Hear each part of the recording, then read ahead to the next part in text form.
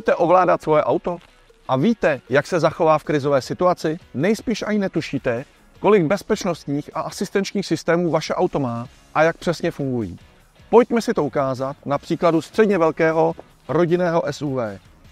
Sada airbagů, včetně okenních a středového.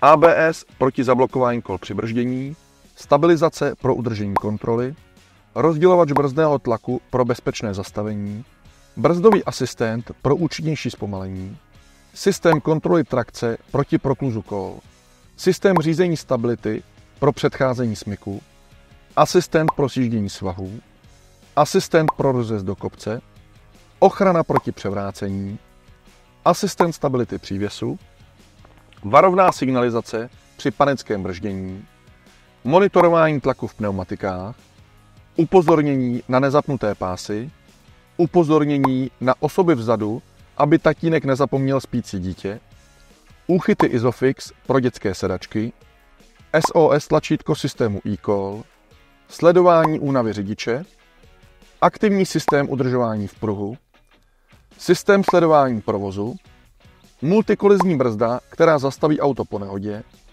ukazatel rychlostních limitů, automatické nouzové brždění s detekcí chodců, systém proti srážce při odbočování, tempomat s omezovačem, adaptivní tempomat s funkcí zastavení a rozjezdu, asistent pro jízdu na dálnici, kamerové sledování mrtvého úhlu, systém proti zadním kolizím, 360-stupňové kamery, systém proti nehodám při parkování, inteligentní parkovací asistent, přední a zadní parkovací senzory. Upozornění na nedovřené dveře. Počítali jste? Celkem to je přes 30 různých systémů v autě běžné dostupné značky a dali by se přidat i další. Abyste ze svého auta dostali maximum a dokázali předvídat jeho chování v krajních situacích, měli byste se o jeho bezpečnostní výbavu zajímat.